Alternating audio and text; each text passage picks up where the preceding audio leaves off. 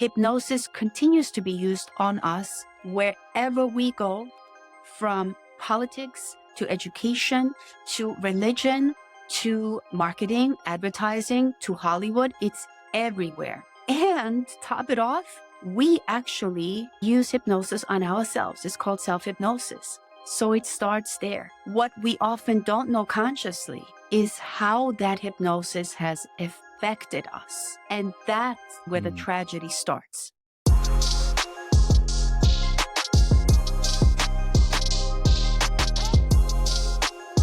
This is A Joyful Rebellion, the podcast that explores that moment you realize the life and success you worked so hard to create didn't come with all the fulfillment you thought it would. I'm your host, James Walters, and I want you to be the author of your own story. Each week, I connect with people who inspire bold answers to the question, what do I do now to create a life I love? If you are ready to start answering that question for yourself, you're in the right place. So let's start A Joyful Rebellion.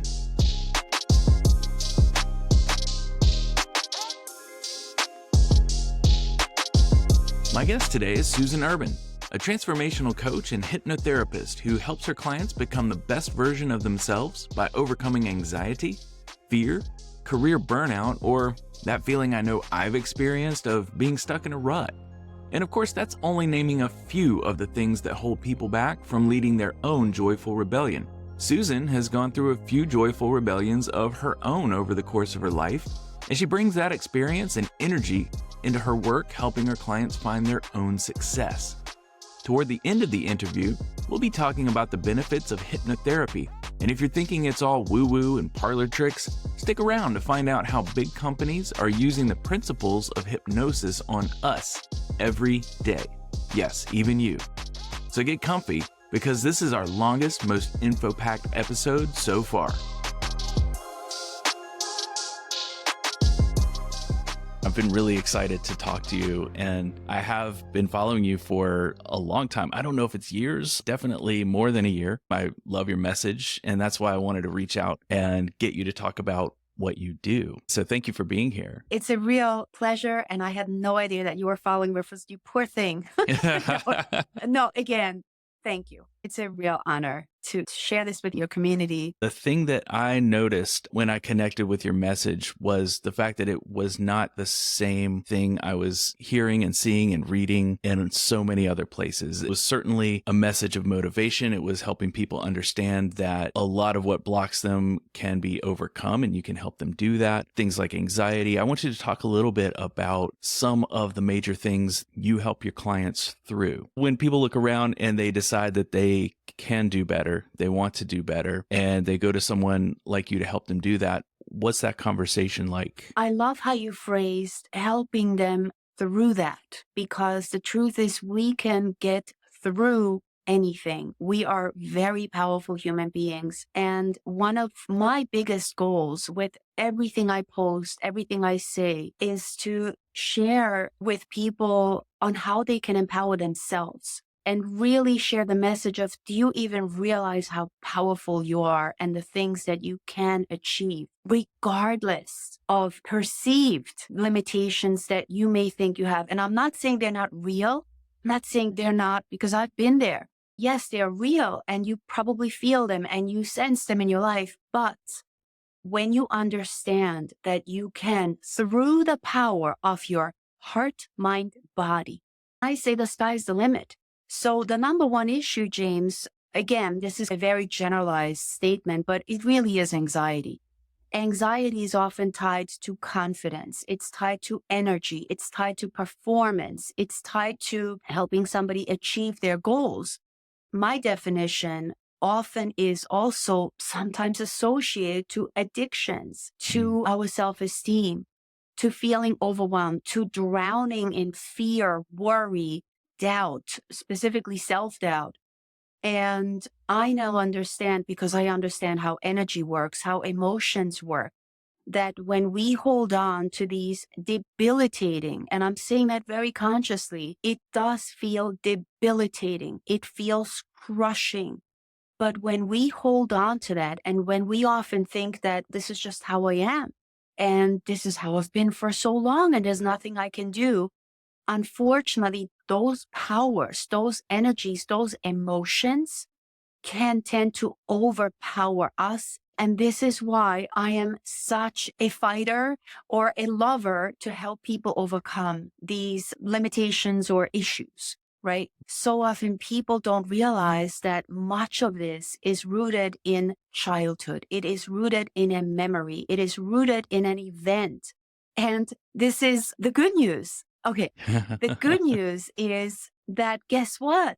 When you understand the root cause and when you understand how this trauma was created, and often PTSD can absolutely be linked to that. When you as the human being can consciously as well as unconsciously understand how that was created and why it was created and what Mm, you get to take away from it. I know it mm, sounds almost like counterintuitive, but I can promise you that I so often like to use the word get the gifts in the garbage or turn your scars into stars. mm. And that is the moment when people become so empowered. And that's when they will reconnect with their confidence that has been there all along, but it has been laying dormant. And I know just based on some of the things that you talk about in your Facebook Lives, and you write a lot, you post a lot, which I really appreciate. That Mhm. is such good information that you give. And if I had to guess, because I know you work with a lot of driven, successful people who have that underlying anxiety, maybe it's pulling them back from their peak performance, but it seems like you work with people who are already performing at a fairly high level. They just need your help to get where they want to be.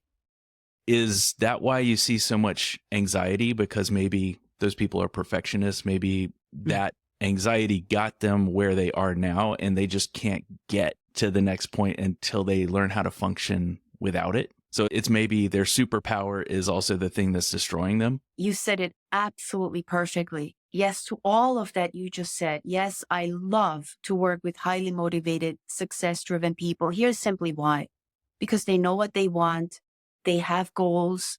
They often also have this ability to consider a win-win situation. In other words, they're not necessarily the most self-absorbed. They're so generous often. They want so much for everybody as well as themselves. And I admire that quality. And just like you said, James, that thing, that anxiety, that stress, that pressure that you have to be perfect, it has to be right, can certainly work, but it will only get you so far because eventually what will kick in is a massive depletion and exhaustion, which in our society and these days is called burnout. And unfortunately, though, on the flip side, and you probably know this, we all know this, that burnout is almost glorified. It's somehow Mm. we should be striving to work 60 to 80 hours a week and we should push and we need a kick in the you know what. And again, it can work, but only for so long.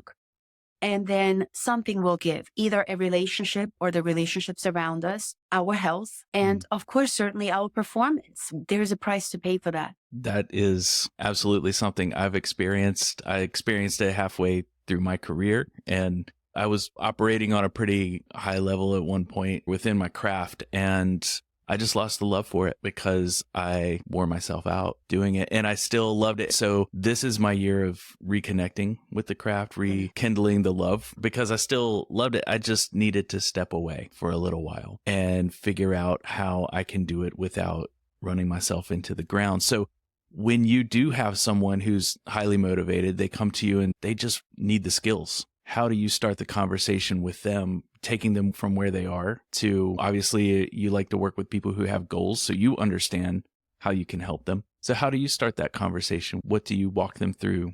I like to call that pre-qualifying somebody. And again, not to sound arrogant, but as you say, we have to make sure that you're ready because working with me is work. It's not a magic wand or something we do in a 5-minute process. Therefore, I ask a lot of questions. It maybe in a nutshell, some of the questions are, what are you happy with right now in your life? What really works well? And if you could change something, what would you like to change? At that point, a person will typically start to open up and say, oh, if this were different or that were different, now we already understand. And then I will ask them, what are the ramifications? How is that problem a problem? How is that showing up? What about that problem is bothering you? And then, of course, let's fast forward a little bit and imagine if you were to never fix that, what would that then create in your life? And I take them through a little bit of darkness so that they can really understand it. Because sometimes we don't understand the problem. We think, oh, it's just this little thing. But then when we fast forward and when we truly notice the details in how is this affecting your relationships? How is this affecting your confidence, your motivation, your energy, your health, right? And let's imagine we don't fix this, right? What are the ramifications? And are you willing to settle for that? Or I will ask them on a scale of 1 to 10, how close are you to that goal? And do you have the skill set, right? Do you have the strategies that will help you? And that is often when people will see, wow, I didn't know what I didn't know. It totally makes sense. I'm actually working on a book that is basically about hard life lessons I've learned, getting the really good nuggets of wisdom from those, what you said, to make your scars into stars. It really follows along with that. And one of the things I've noticed over my life is that a lot of times people will say they're doing the best they can. And that's not really true. They're doing the best they know how. So when they upgrade their skills, they do better. So it's true that a first grader is doing the best they can when it comes to math. They can do first grade math, but next thing they know, they're a second grader and they're doing second grade math. So it was the best they could at the time. But as long as you keep investing in yourself, investing in your development, you get better and better. You do the best you know how. It allows people to give themselves some grace. If they aren't able to upgrade their skills as quickly as they want, they know they can still do it. And that gives them the ability to be patient. But a huge reason I wanted to talk to you about this is because so often I see business coaches, I see personal development, people in that space, and their lives look very glossy and perfect. And they're preaching a certain way of being to their clients and get rid of the anxiety in this 7-step program, whatever it might be. And as I dug a little deeper into your story, I saw that you fit so well into this podcast because you've had, on a couple of different levels in your life, a joyful rebellion of your own. You had some things you had to really get over as a child, but then you were 21, you decided, oh, you're going to make this huge move. And you moved from your country, you moved to the US and to one of the most probably intimidating cities in the US. So what happened when you looked around and said, I need to change my life and this is what I'm going to do? And what were the next steps? How did that? And the reason I want to talk about this just briefly is I want to set the scene for anyone listening to know that you're not telling anyone anything to do that you probably haven't already done. You've done the homework for all of your clients because you've lived through it and you can tell them life is good on the other side of it. So walk us through a little bit of what you had to go through to get where you are and to the level of understanding you have now. I would love to go back to what you said. And then, of course, I will share with you. You mentioned the word grace, which is so beautiful. And if it's okay to give our audience a little gift, not that this is going to solve everything, but you said people are doing the best they can. And I often add, and again, keep in mind, I know this isn't going to solve everything, but so often we look at our parents and we would say something like, oh, they should have done a much better job. We look through such judgment and blame and shame often. And the truth is they did the best they could with what they had, which often wasn't much. For me, that was so helpful to give my parents grace and to be like, they really didn't have much. And maybe they were incompetent parents. And that's okay because most people are incompetent parents. Doesn't mean that their intentions weren't good. Implementation, maybe not so good, but intention, good. And so like you said, James, grace, I think it's important that we do this for ourselves too. I'm doing the best I can with what I have. And if I want to have more, maybe it's time to invest. Maybe it's time to learn. And that is when we need to give ourselves permission to say, you know what? I deserve this. I want to level up. I want to be better. Because if you ask me, what is the purpose of life? The purpose of life, in my vision, in my experience, is number one, to love, to experience love and to give love and to grow and to learn. Through that lens, then there's always room for more. and there's never really a destination, but it just becomes a journey, an experience. And I don't want to go off, but how the heck did I end up in New York? This is crazy because this is something I probably didn't share in my story that I often post online. So here's the drama of my childhood. First of all, I think the biggest challenge, let's put it that way, when I look back, this is why it was the biggest challenge, because I felt incredibly helpless. I felt so different. I felt doom and gloomed. I felt like I was being punished. And that is, I grew up with a stutter. I stuttered until I was 20 years old. And if anybody saw the movie The King's Speech, please forgive me for saying it, but it did absolutely not justice. It was a fabulous movie. It was absolutely fabulous, beautifully created. But from my perspective, it did not do it justice for the emotional pain and turmoil and panic that I felt every single day, because I felt humiliated. I felt embarrassed. I felt, please don't call on me. Please, I hope I don't have to talk today. Needless to say, I was social recluse. It created total disconnection from humanity because the last thing I wanted to do was talk. And believe it or not, to this day, this is what created the introvert inside of me, the almost like a loner. But as an adult today, I absolutely appreciate it. It feels comforting and it feels good to be that introvert and to be shy. And again, I get to turn it on or off. And that's Mm. incredibly empowering. I still love, love, love to spend time alone. That's like my favorite thing, is just when I'm alone, anyhow. So that there was that. And I believe that's what created these huge self-esteem issues, anxiety, depression. At 16 years old, I absolutely was suicidal. I just didn't know what to do with myself. And back then, it wasn't like go to a psychologist. Nobody could possibly understand what I'm going through, because you know what it's like to walk in somebody else's shoes. How do you even do that? Yeah, we try, but Hmm. it's impossible. Then I love this phrase, James, joyful rebellion. There were some other inconveniences in my childhood. Let's just say driven to be a perfectionist. And there was some physical, mental, let's just leave it at that, because I don't like to throw people on a bus, but it certainly created a huge pressure cooker inside of me. It was just so much I could take. And I had this epiphany. And by the way, when I was in Austria, when you're in second grade, you start to learn a second language, which was English back then. And I still can't explain, but for some reason, I fell in love with the language. And in the back of my mind, don't ask me why, I said to myself, one day I'm going to live in London or New York. And that was almost like a declaration. And that continued to ruminate in the back of my mind. And then when I was 21 and at 14 years old, there's another, what is that called? Where you have to make a decision. You either get to go to a higher school, as we call it in Austria, or you get to decide what craft you're going to practice and what job you want to, what career you want to go after. Long story Okay. short, I really wanted to become a nurse because I knew I wanted to help people. And for some circumstances, whatever, it was too crowded, this and that.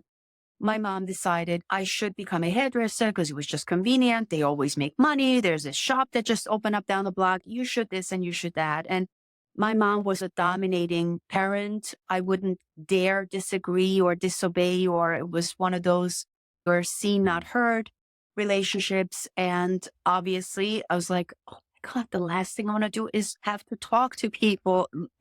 I was so Right. terrified. And trust me, it didn't go well many ways, but I became an exceptional hairstylist. I became that perfectionism thing, right? That was already installed in me. Anyway, fast forward at 21 years old, I was like, I need to get away. I'm done. I need out. I need to leave. And I want to get as far away from here as possible. And here's the crazy story. This was a decision. I'm like, I'm doing this. I don't know how. I don't know what I'm going to do. I have no money. Really, I had nothing. There's no such thing as coincidences. We used to have this paper in Austria that was filled with thousands of ads. Anything you want, you find it in that paper. There's an ad that said hairdresser wanted for New York. You can't make this up. Anyhow, fast forward. This is how I ended up here. And everything just aligned for me. everything just worked out perfectly. Yes, that person who posted was legit. He was going to sponsor me. I came here with one suitcase. James, I will never forget when I landed at JFK, the smell and the energy. I can still taste it and smell it and feel it. It was a feeling of, I have landed. I'm home. This is my home. It Wow. felt completely authentic. Like, this is it. The crazy story was because I couldn't afford a direct ticket, I had a layover in London. And guess what they told me in London? This woman says, there's a problem with your ticket. You can't possibly go to New York because there is something wrong. I started to cry. I'm like, but I don't know what to. Anyhow, this very aristocratic looking British gentleman working for British Airways, he literally was like, listen, young lady, go take the subway or whatever it's called in London. You have 8 hours. I will handle this. When you come back, you will have your ticket ready. Come to this counter and it will be waiting for you. And sure enough, it did. So even though there were these Wow. obstacles, I arrived, and that was the beginning of my freedom. And coincidentally, that is also when I finally truly experienced fluidity in my speech. Oh, It would, yes. Okay, that yeah, that makes a lot of sense because you were being you now. yes.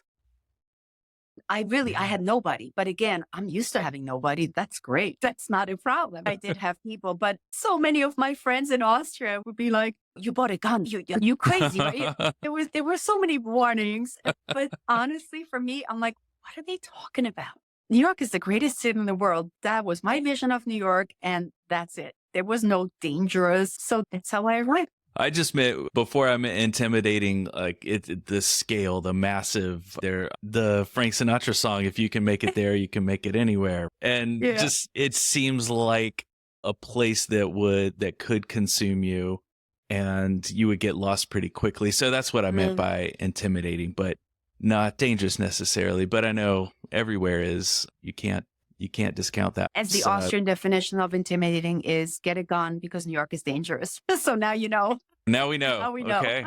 All right. Once you got over here, it sounds like you really came into your own and you were a hairdresser for a time. But I remember reading, and this is so true. Stereotypes are stereotypes for a reason. I always feel sometimes they're not agreed with, but you said on your website that as a hairdresser, you started to feel more like a therapist, and that got you thinking about next steps. And what's the line from being told you should be a hairdresser to doing what you do right now? It's not a straight line. It's a very curved line, I'm sure, with lots of twists and turns, but fill us in on the last however many decades Yeah. since Well, then. it was quite a process. I'm not that fast. It was a process because then I realized I already knew that this is not my passion. This is not something I want to do for the rest of my life. And believe it or not, through that, I know what I don't want. I didn't quite know what I did want, but I decided what I really want is, again, help people. And that's when I started to get interested in fitness and nutrition and helping people empower themselves through their bodies. I decided to become a personal trainer, a fitness trainer, nutritionist. I actually had a 20-year fitness business that was, again, very successful, very popular, and incredibly rewarding until it wasn't. I realized consciously as well as unconsciously that this anxiety was wherever I was going. The depression was always lingering underneath. My major insecurities about myself, the self-esteem stuff. Plus, what I also didn't realize is that I held so much rage within me, and that impacted my relationship with my husband in a big way, with my children. Talk about doing the best you can with what you have. There was just so much bundled up energy that I didn't know what to do with. And in time, I said, oh my God, I need help. I know what I don't want. This is hurting me. This is ruining my relationships. I still don't feel like myself.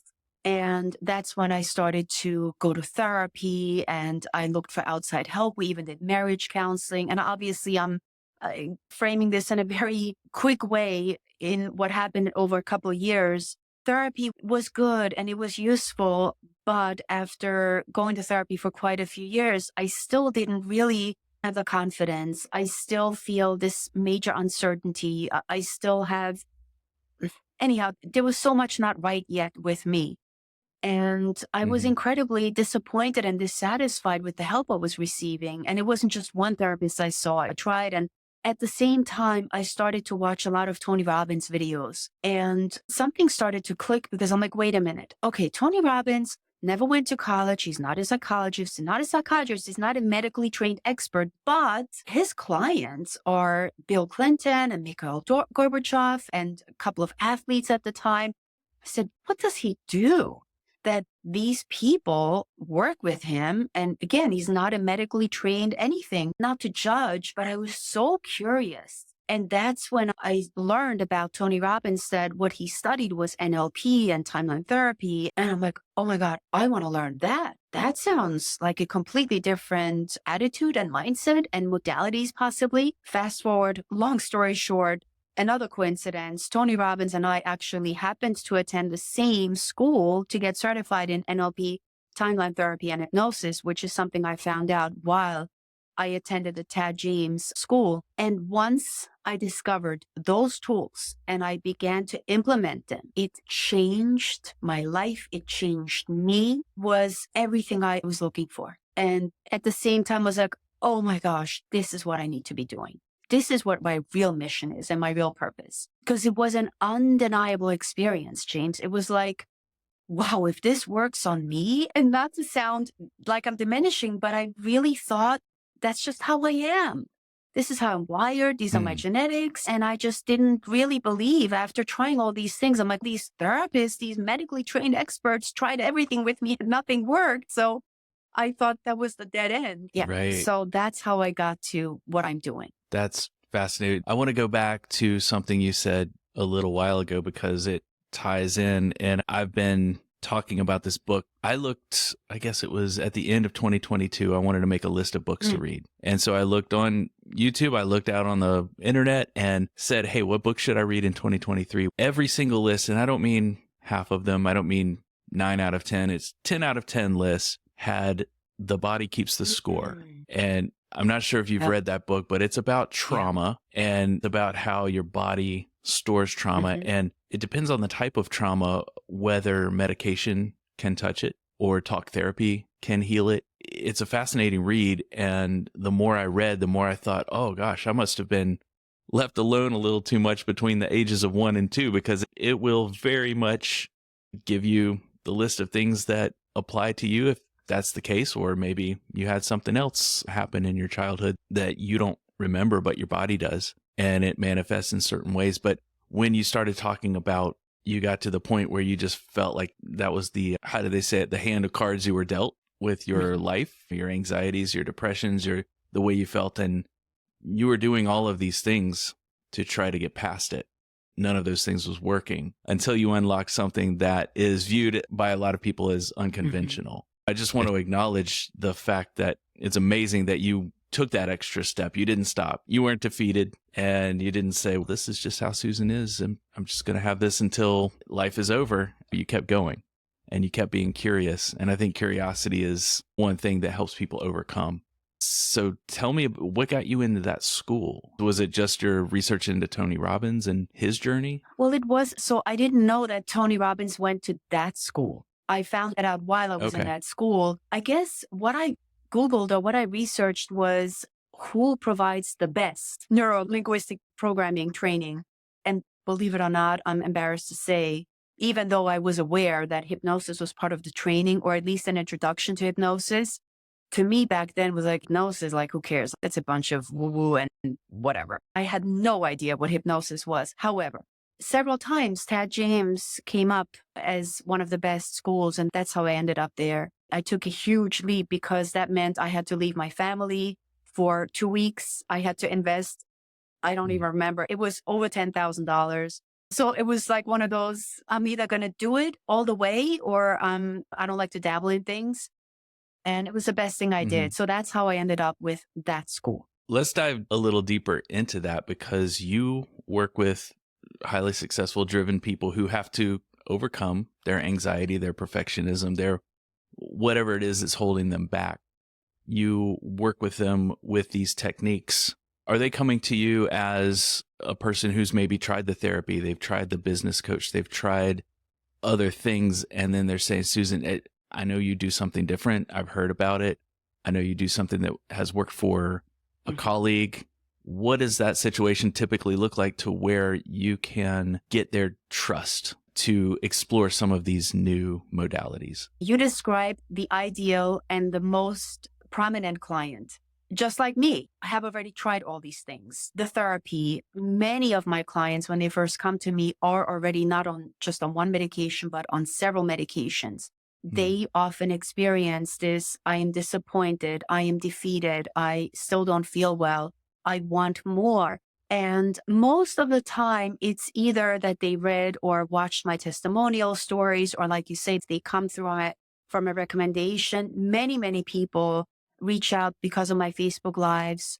And then, of course, by now, there are doctors who know me in the area. There are just so many different resources that people come from all over the place. I just also want to share something. I think that's really important. When you talked about the book, The Body Keeps the Score, one of my cute little phrases is, the issues are in the tissues. And one of the very first questions I will often ask my clients is, how is your body feeling? I want to share a quick story here with you because there's so much proof in the pudding, so to speak. Just 2 days ago, I had a conversation with a young 40-year-old man who his wife basically threatened to leave him because the main reason, she said, is because you're emotionally unavailable. And she said, I can't take it anymore. By the way, he didn't even know what that meant, emotionally unavailable. He had to Google it. And the question I asked him before I even asked him about how is your body feeling, I said, does your wife have issues with her thyroid? He sat back. He was like, what? He says, how do you know? I said, based on what you just told me. And he said, she does. So for example, and this is a huge generalization, but believe it or not, most of the time applies. Thyroid issues are generally about somebody not expressing what's really on their mind due to fear of people judging them, shaming them, blaming them. They may not feel safe to express themselves. They may feel inferior or any other things. And clearly, this woman has been holding everything bottled up inside of her, not feeling safe, not feeling heard, quite frankly. In this relationship, she felt like, he doesn't even get me. Like, no matter what I say, he doesn't understand me. He doesn't get me. He doesn't hear me. He doesn't care about me. That's her interpretation, in fairness to him. That's her. But just like you said in the book, The Body Keeps the Score, the physical body always communicates with us.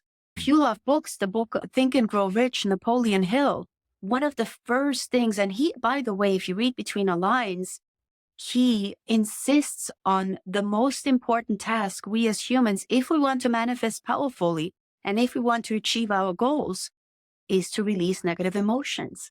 People don't really know what that even means. Like, how do you know you have negative emotions? What does that mean? And how do you do it? And yet it is one of the most powerful things you can do for yourself. If you are somebody, like as a listener, and you are experiencing chronic, unsolvable issues in your body, whether it's tension or physical pain that just doesn't go away, or maybe it's a dis-ease. And not to scare you, I actually am saying this to comfort you, because so often let's circle back to that. This is so often, even with anxiety, I've tried everything. I've been to every doctor. I've seen a specialist, all the experts. And by the way, those doctors, experts, they have done an outstanding job helping you. They were brilliant. But they can only do so much with the training they've had. And the training they haven't had is, let's look into the emotional body. That is the missing piece. And so if there is a chronic issue that doesn't go away no matter what you do with nutrition, with medication, with mobilization, right? So often, yes, doctors are great at the physical, at the mechanical parts of us, as well as psychologists. They work with the conscious mind. That's wonderful. But there's more. And so every chronic issue / illness has some kind of emotional memory base at the root. And once you solve, that's when you open up that flow of energy. And by the way, not just emotion, but so often the biggest blocks that people have is not just emotional self-doubt, fear, anxiety, but then the attachment of, I'm not good enough. I'm not worthy. I don't deserve this. Who do I Mm. think I am? That little inner critic that sits there uninvited, but so dependable. Those are indicators that has to go. Like what my clients know me, I'll often be like, Gabby, that has to go because it takes up real estate. And guess what? Wouldn't it be more useful if we could get rid of that inner critic, which, by the way, please don't judge the inner critic because I can assure you it has positive intentions, but the implementation Mm. sucks. So sorry, not sorry. So, and again, it's often just that little piece that's missing. It's that emotional body clearing. You just jogged my memory when it comes back to the Mhm. thyroid, for example. And I think, just to paraphrase what I've seen you say, is that if you have a thyroid issue, that's not the issue. It's a Yes, symptom of the real issue. perfectly. I'm just saying what I've read you say so many times, but it really made sense when you gave that story Mhm. about the thyroid, because I'm sure you blew him away when you said, does she have that issue? And he's, yeah, why would you know that? We haven't been talking about her Exactly. necessarily, but you knew what she was likely going through given the feedback, her feedback for him. So now there's a lot of work to do on both Mhm. of their parts, Absolutely. right? She needs to express more before it gets to critical stage, and he needs to keep Googling what emotional Well, in all availability is. fairness to her, I mean, if I could, not that she's here, but if I could give her advice, what you just said, actually, I probably wouldn't urge for her to keep talking and keep, because the truth is, he doesn't even hear her yet. He doesn't Mm. even understand her yet.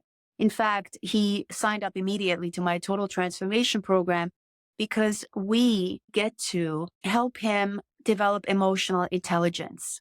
That is really what's missing for him. Because here's the thing, and for him, there's so much misunderstanding because he's like, but I thought I was doing everything. I was fixing everything around the house. I'm the provider. I thought I was doing everything. He's so hurt, and he should be. And all she wants is somebody to hear and say, hey, sweetheart, this is what I'm hearing. How does that make you feel? And she just wants to have somebody there is, oh my God, I can't imagine what that feels like. Tell me more. And he just wants to fix everything, right?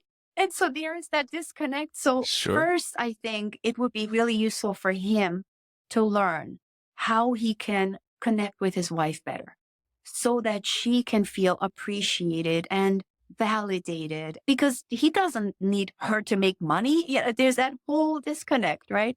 In fact, for her right now, if she's open, she just needs to be patient for him to catch up to that emotional level that she's at, if that makes sense. Oh, it makes a lot of sense. I've lived that life, and let him know the support group meets on Ah, Thursday mornings for all the guys trying to figure out what emotional availability great. is. I've been through that journey myself. I have explored that for the last several years. So I've gotten better, but by no means for most men are we rewarded in our youth for Yep. exploring that. We need to Yep. be driven and go get that career, crush those goals day in, day out. It's very Mhm. transactional, a good part of our life outside of our relationships, I would have to say. But our work life that means so much to us to be able to provide, be able to get those goals, they don't have a whole lot to do with that emotional availability. So I can very much Yeah. sympathize and empathize with. This is what I consider, and this sounds very dramatic, and it's meant to sound dramatic.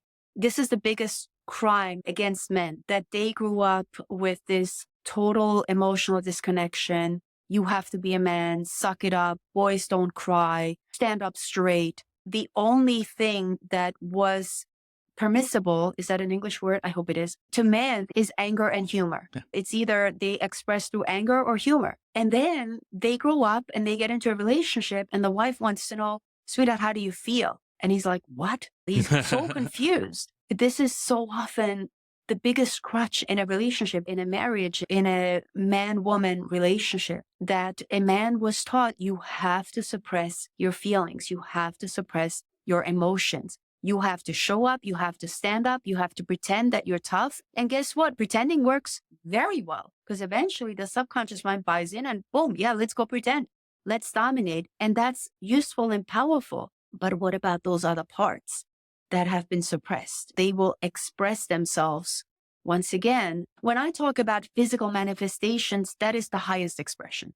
That is then often when, oh my God, Mm, red flags were ignored. Guess what? The body's going to ramp it up. There's a lot there with men and emotions. In fact, the other thing I love to state is that your emotions are your most powerful superpower. And when mm. we can become intimate and very close and begin to communicate with our emotions, oh my gosh, it's life changing. And then when you get into that discussion about emotions being a superpower and they look at you and say, "Wait, Susan, what? Emotions? I've got to figure this out." How does that go? How do you I don't tell them that yet. No, no, no. That comes later. Okay. I'm just sharing this today. That is certainly not one of the first things we do.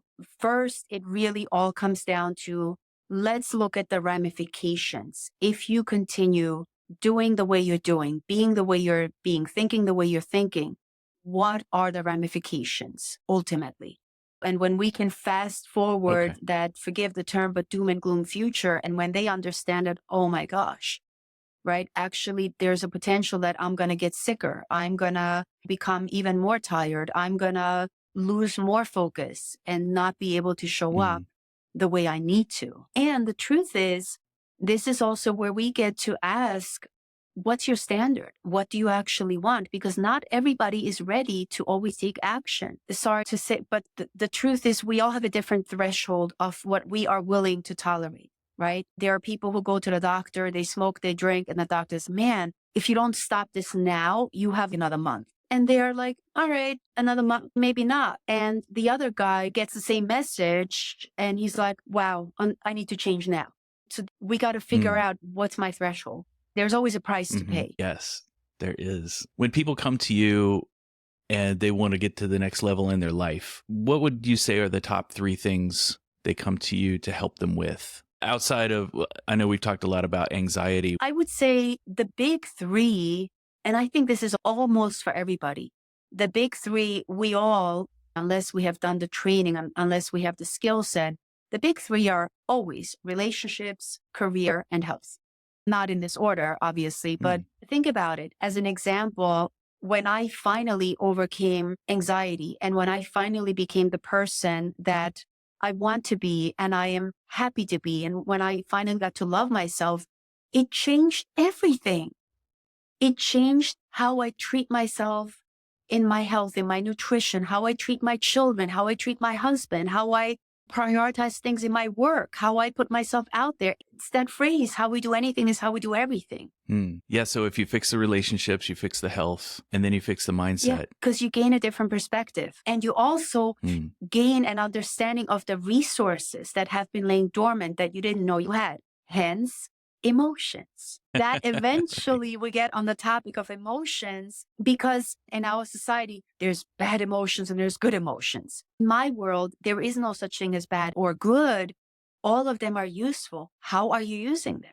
Did you learn Mm, how to use them mm, so that they can serve you? Emotions are your servant. But as with anxiety and depression, guess who becomes the master? The emotions become the master. The fear and the overwhelm and the worry and the mm. doubt.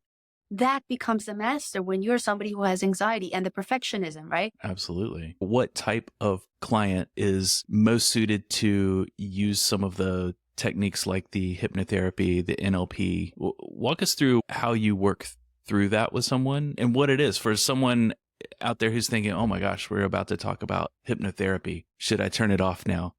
No, hang out for a minute. Yeah, walk us through who's a great candidate for it and in general, how it works. What's the flow? Who is a great candidate? Good question. If you are somebody who right now feels, this is a word I hear so often, if you feel stuck or blocked right now, perfect candidate. Mm, If you feel like no matter how much I do, no matter how many certifications, no matter how much time I invest, no matter how hard I try, I'm already qualified, I'm educated, I am smart, I'm brilliant. No, I just can't get ahead. I feel like I keep taking 2 steps forward and 3 steps back. That makes a perfect candidate.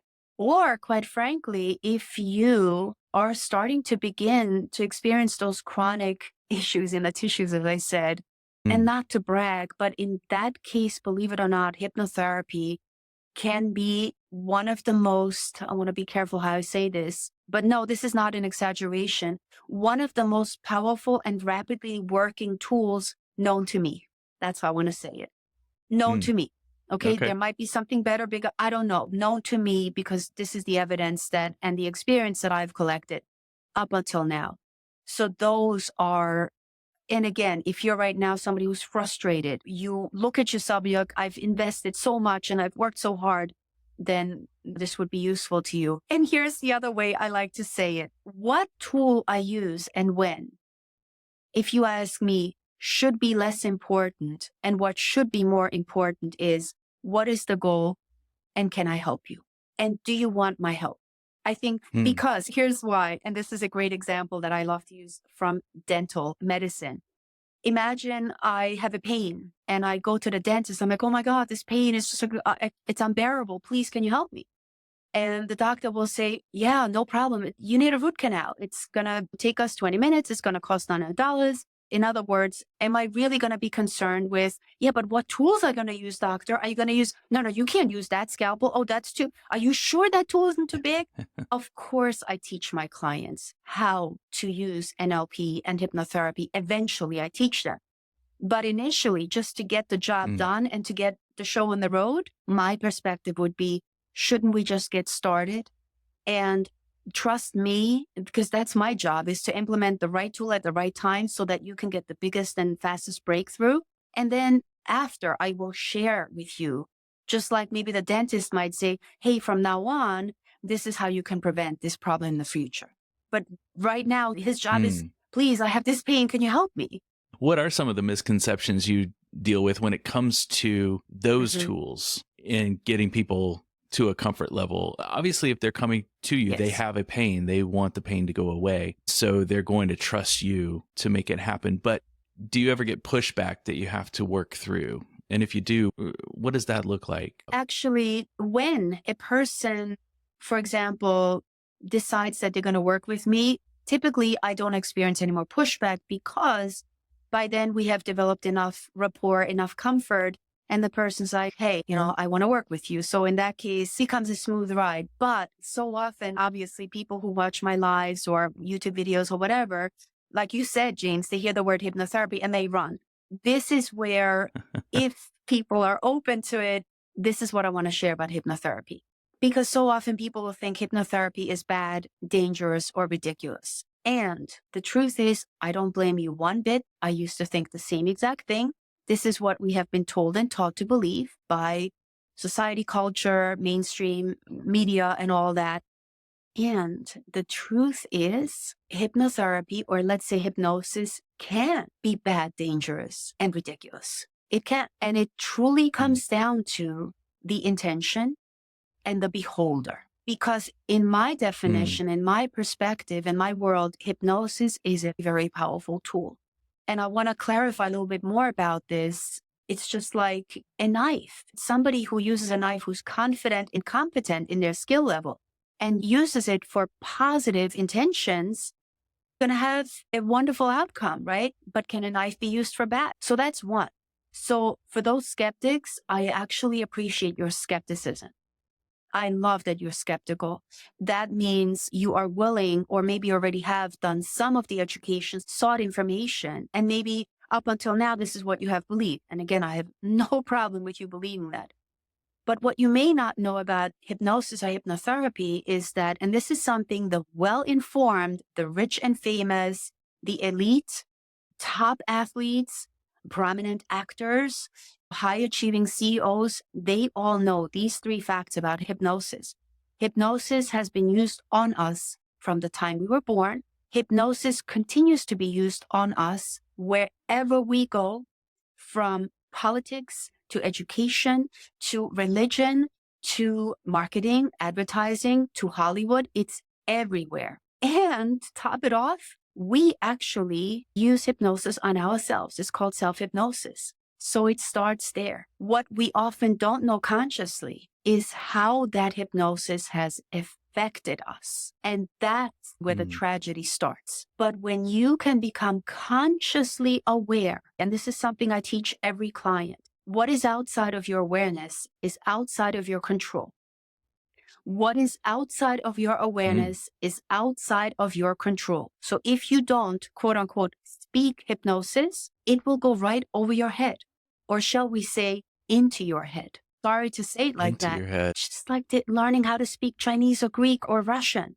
Once you speak the language, it can no longer be used on you. Then you can actually recognize it and handle it. And then information that may want to come in, you can immediately be like, reject, delete. No, not with me. Not now, not ever. And instead, you can begin to give yourself suggestions that will empower you, that are useful to you, that will help you become the person you want to be. That's fascinating. It's like fish doesn't notice the water.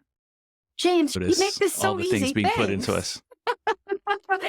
But when I say 30 minutes, James, 3 seconds. That's what but seriously, that was brilliant. We had to get through the explanation because I didn't realize any of what you just said. The fact that we are being bombarded with it is what it sounds like all the time. And we have no idea. I didn't have an idea. I certainly understand the power of suggestion and some of the reasons behind marketing and some of the reasons why you might hear certain types of music in stores or restaurants to excite your hunger, for example. That makes a lot of sense. But to understand that we are really being exposed to hypnosis in our everyday life, I would say 99% of the people have never even thought of that before. And they don't want you to know that. This is why Western culture or social media or whatever is trying so hard to make hypnosis look like, oh, it's this stage show in Las Vegas and it's ridiculous and it's hilarious. And like I said, it can be that, but it's so much more. May I share just a little bit of a nugget on the 3 ingredients that are necessary for hypnosis to work so that you guys can start to connect the dots and be like, oh, now I see it's here and it's here and it's here.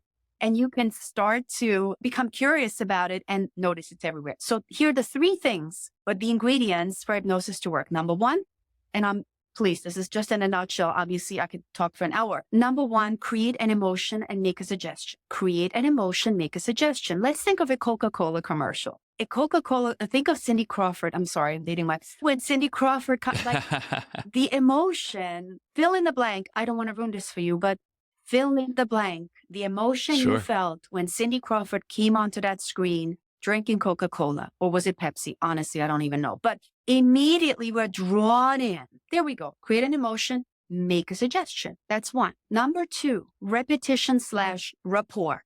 Those commercials play again and again. The politicians say the same thing again and again. Religion, same thing again, right? You get my point. That creates rapport because for the human being, that creates familiarity. And anything that is familiar feels good. By the way, Bernie Madoff, expert in hypnosis. I don't know whether he did it consciously or unconsciously, but brilliantly done. And the last thing for hypnosis to work, authority. Coca-Cola is the authority. And therefore, this is crazy, but when all those 3 things are in place, we slip in. We just automatically, we are seduced. That's how you seduce people. That's fascinating because a lot of people think of the stage show in Vegas. They think, oh, I've got to be asleep or I've got to whatever. No, you can be walking around and these things are hitting your subconscious constantly. And it's really the subconscious is what makes it the hypno part, right? The hypnotize.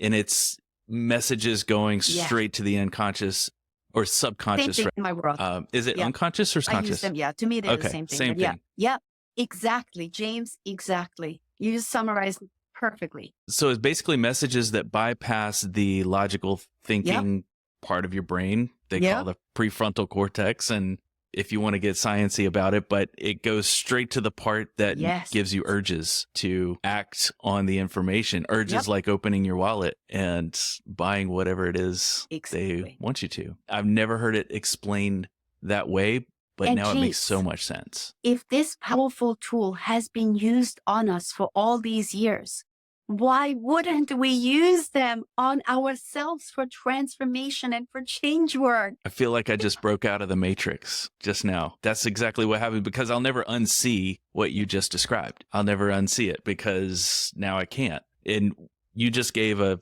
3-minute synopsis of it. I can't imagine what spending a lot of time diving into this deeper with you would bring about for people. Can you give a story of someone who's just really had a transformation? There's so many of them that sound almost exactly the same. Phobia, believe it or not, is actually very easy to handle. It doesn't take a long time. It's easy. For example, this woman came to me, fear of flying.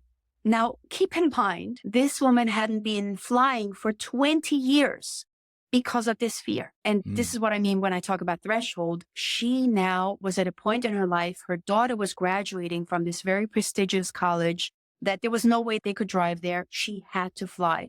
And she's like, there's no way I'm going to miss my daughter's graduation. If I miss that, my daughter will never talk to me. And that is what she said. I was like, okay, no pressure here. No problem. No pressure. Hey, right. Sure. It's all on you, whatever. Susan. You know, Let's I'm make gonna this work. Ruin a family, ruin people's lives. Great. We got to the root cause. And sometimes the root cause is like, what? The root cause was she was 5 years old, sitting there at the kitchen table with her mother. And they were either watching or listening to a program, and it was about a plane crash. And her mother said, I will never fly. Flying is the most dangerous thing. And to that child, that impression, those words went really deep, fast, hard, and boom, installed, done. She was hypnotized. Okay. Once again, point. Wow. And that's when she decided. Now, she did fly, but with massive anxiety, with tons of tranquilizers. And then she was like, no, that's just too much of a price to pay. And her husband was urging, please, I want to take you on vacation. There were so many opportunities for her to enjoy her life, but this limitation absolutely held her back. Anyhow, long story short, of course, we helped to overcome this fear, and her YouTube video is on my channel. And this is what I mean. How we do anything is how we do everything. Guess what this woman did? She, a couple of weeks later, because I'm like, how's it going? She said, you won't believe what happened. I'm like, what happened? She goes, flying is easy. Oh my God, thank you. We had the best time. That was like, no big deal. But she said, I became a lot more assertive at work, and I started to speak up more. And I started to actually negotiate with my boss, and and my confidence. And she said, and in my relationship, not only did I become more confident, but I became more loving, and I just became a lot more easygoing and calm. And she couldn't believe how this fear, and she didn't consciously realize how this fear, this phobia, because phobia is a fear, how it had impacted her, these different parts, until when she liberated. This is what I mean by energy is emotion, right? She liberated this energy that had been blocking. Remember when we talked about the people that are blocked and stuck? That's what had been blocking her. She had taken meds. She had gone to psychiatrists, psychologists. She had tried the YouTube free videos. There's so much free stuff out there. And guess what? This is what I often say. I said, people, please don't say that it hasn't worked. Maybe it has worked, but it only got you this far. So let's not judge or throw out the baby with the bathwater. What if it did help you? What if it did cause maybe even some subtle shifts? But what if that shift caused you to come to me and now you're ready for the next level? And I just want to share this with your audience. Please stop judging yourself. Please stop. You mentioned the word grace earlier, which is such a beautiful, delicious word. Give yourselves more grace, because I know, and you have been doing the best you could with what you had. And were you given better tools and skills and abilities? We know we can do better. But what if you didn't know this tool was available? Yeah, and that's why it's good to stay open. What is the best way for people to connect with you, find out more about what you do, and maybe see some of your Facebook Lives, see some of those videos that you mentioned of great transformations? Thanks for asking. A couple of different ways. First of all, my website is Success Mindset by Urban. I know it's a mouthful. Success Mindset by Urban. On there, you also have a link where you can directly connect with me, as in booking a complimentary consultation. And all my videos are on there, all my testimonial stories, and much, much more. I am on Facebook, Susan Urban. I also have a private Facebook group that is Success Mindset Secrets for Business Leaders, as well as I'm partnering with my friend and partner, Jacqueline. We have another Facebook group that is Peak Performance. Facebook Lives are my favorite way to connect with my audience. And my YouTube channel is, again, Susan Urban. So those are probably the easiest ways. And on my YouTube channel, you will find a couple of hypnosis sessions. Again, obviously generalized, but so many people will say to Mhm. me, "Oh my God, I did your most powerful confidence booster hypnosis session online and it caused this and that." And that's why I say sometimes just a lot of these free things can be that one thing that helps you with a little breakthrough, right? And you get some success and then you Sure. want to maybe dive deeper. That's what I've found. Thank you for that. And I'll have all of those Thank you. links in the show notes for people to connect with you. And thank you so much for this talk. I have a little segment I call 4 Fast Facts. And it's just 4 things about you. I didn't send you these because I just wanted to be right off the top of your head. And it's about you, but it gives the listeners little insight Okay, into you, but they're fun. So if you're ready, I'm ready. I'll Let's just fire. fire them off. All right. So when it comes to books, do you prefer paper, Kindle, or audio? And what are you reading Audible right all the now? way. I love speed. And to me, speed reading is Audible or YouTube videos. And what I am reading in quotation mark right now, believe it or not, and this is something I highly, if you want to dive down the rabbit hole with hypnosis, right now I am listening to so much content from David Snyder, Snyder. So no, he doesn't have a book yet, but his free content on YouTube, powerful, interesting, fascinating, entertaining. He's an amazing hypnotist. So right now I am reading in quotation mark him and his content. Okay. That's good. I will go check Mhm. that out. I just wrote it down. So thank you for that. If you could eat only one type of food or one meal forever, what would it be? This is torture. I love food. No, you can't do this to me, James. No, delete, neglect, negate, next. Okay, quickly, All right. pizza, sushi. That's Next, it. pizza would be mine for sure.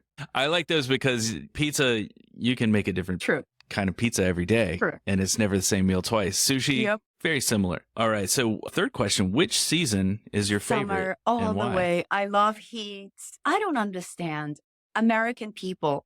They will so often judge New York summers. Like, how could you take the humidity, the heat, and oh, it's sweltering? To me, that's paradise. Heat, hot. I don't care humidity. No, summer all the way. I love it. Oh, Spring's mine, but I am in the southeast, so just a few 100 miles Oh. below you in North Carolina, and it gets hot and humid, and I love it. Final question: what is the best advice you've ever received from someone? trust yourself. Trust yourself. That's beautiful. And that's really powerful. And that is your message through and through. Thank So thank you you. for that. Thank you, James. This was such a pleasure. And my mission is to empower people and to show them and to give them tools that can lead to rapid transformations. And I hope I did that today. So thank you so much for the opportunity. You absolutely did that. And I really do appreciate your time, your insights, and all of your positive words. I hope to have another conversation Anytime. with you Again, James, again. thank you for this massive opportunity. So much love toward you and your community. Thank you. Bye. Thank you, Susan. Thank you.